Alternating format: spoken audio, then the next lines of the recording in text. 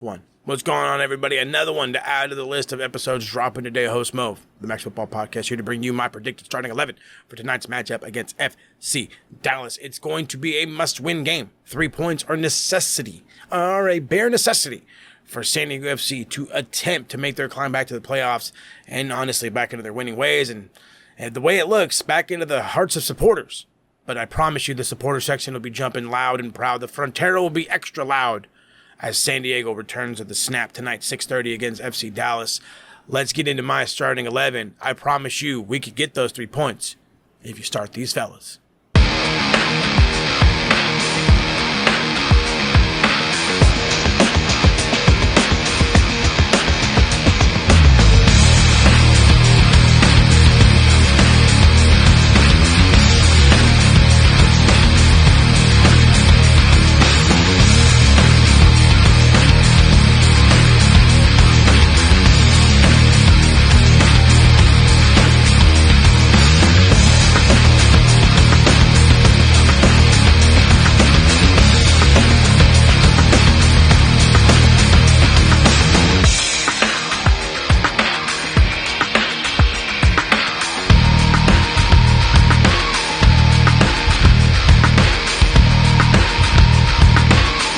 I know it's a big, bold guarantee by me, but hey, why not make them? You know what I mean? I feel confident in my picks, so let's get into my picks. CJ Dos Santos had a pretty good game against Colorado. I have to take my time to say that because it's one game we shouldn't have lost, but he looked well.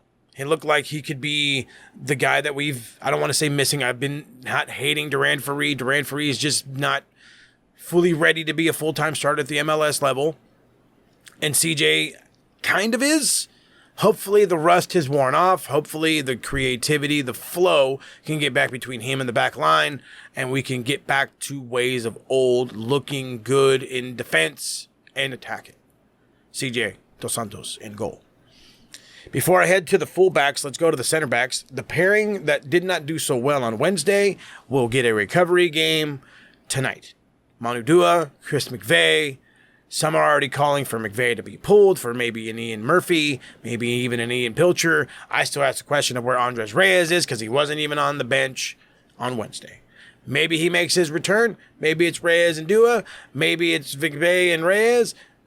I'm going to stick with Reyes. I'm sorry, not Reyes. Excuse me. With McVeigh and Manu Dua.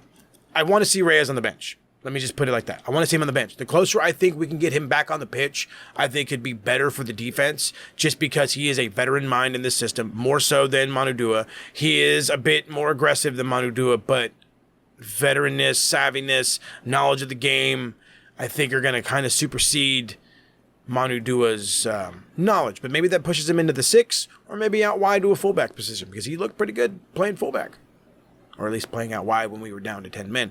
Regardless, let's talk about the fullbacks. I'm going to start on the right side, and this one might be a head-scratcher for you, but I don't think it is.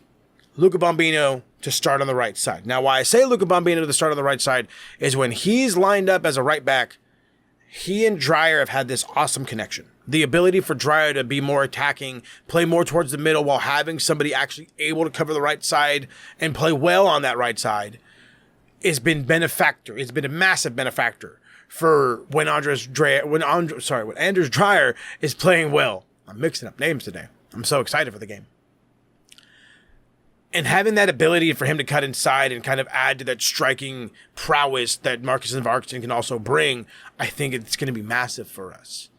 And so I feel Bombino on the right is a better option than a Verhoeven.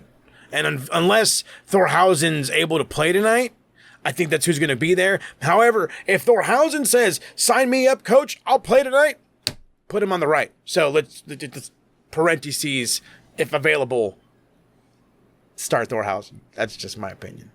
Which, and then reverse, I would put Bombino on the left. But we're not living in La La Land. This is my predicted lineup. So we're going to stick with Bombino on the right. And on the left, I feel they're already going to pull the trigger on Ian Murphy. I think Ian Murphy to them is a good enough fullback to basically play as a third center back in their system where the right side is more advancing than the left side. And I feel like he's going to play that way. I feel like that's just exactly how Mike Ivaris is going to set up our defense, playing as a back three. Ian can go up. He's not good at going up. He has issues pressing and not pressing, as we've seen in the first game. Hopefully this works out better for him. I personally do not see him as a fullback. Ian Murphy, to me, is not a fullback. He had many issues, in my opinion, working as a center back. However, I feel he's still a more reliable center back than he is a fullback. There's more to do on the wings than there is to do in the middle. Just my piece of brain. For the back, we have to stick with it because it's the only duo that seems to work, and that's Jeppe Tverskov and Anibal Godoy. The double pivot, that must remain said double pivot because it looks like San Diego FC and Mikey Varas are kind of adapting. It looks like we're going towards more of like a 4-2-3-1, which is more of an attacking formation rather than our 4-3-3. Now, what some of you may be asking me is, I have no idea what you're talking about. I have this lovely little graph up here now to show you exactly what I'm talking about. To play with a 6 and an 8, one guy who can drop down and be an anchor, another one who's going to play more through the middle, while having an attacking midfielder, playing in the role of a 10, playing directly behind the striker. I feel like that's the way we're going to start lining up. That's the way we're going to start playing a little bit more, to be more attacking when we can, and that you would think that would fit Oni Valakari a bit more than it would this other guy, but I don't see any reason for this other guy to not play. He's not on the injury report list. He just needed to get into San Diego FC shape, and that guy is Gabriel Pirani. I feel he makes his debut not only for the team, but starting debut as well, and he will make an impact. Again, creative passer, is not afraid to shoot from distance. He is going to be an added threat on the pitch, which is something we've been needing, and the creativity as well. I like it. I really hope this happens.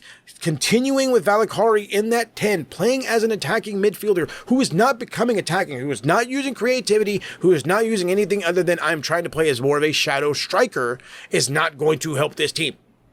If you want a 10, you have a 10 in Pirani, use him. Or even David Vasquez, but I'm going to stick with Pirani. I speak about David Vasquez because I said last week that I think he should start on the left. Rumors about him leaving for Club America have come and gone. Alex Mighton, I appreciate your opportunity. It didn't work. I said David Vasquez has been seen playing as a left winger for the club. I feel like that's a possibility for this one. We need somebody who's going to be able to dribble, make a difference. As much as I like that idea, I bring up that idea, I get your hopes up for that idea, I still think we need to focus on guys who are going to be able to play better, make a bigger impact.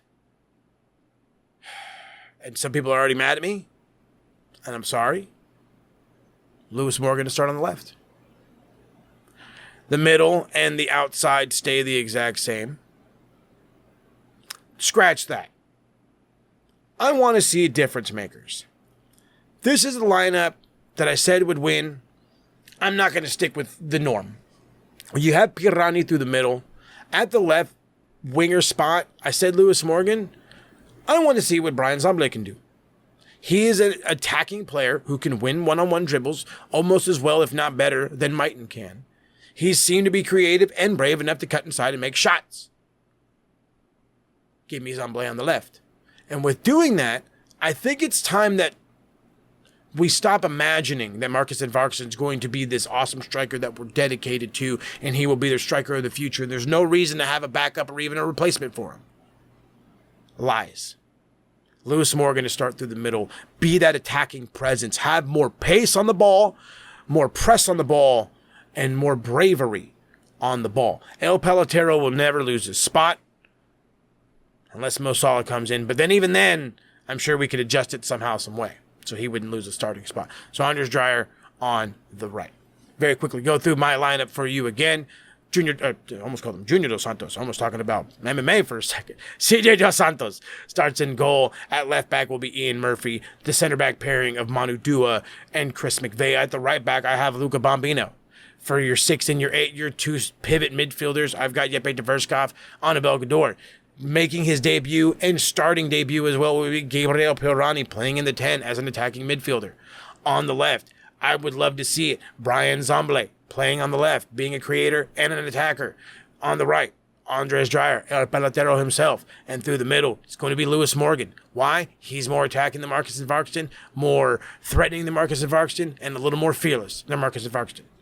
That is my starting 11. The starting 11 that I feel could be attacking enough, wise enough, defending enough. The team we need to have to beat FC Dallas and get back on track, to get back to winning ways and get back in the playoff picture. I will see y'all after the game. The next time you see me will be a review of the match against FC Dallas. If you see me at the stadium, give me a big old what's happening post mode. Don't be afraid to say hi. You never know if I'm recording or not. Just come say what's up to your boy. Until then, we'll see y'all at the end. And hopefully we got the 3, and hopefully we're moving on to the greener patch. Until then, vamos, San Diego. It's Max Football. Yeah.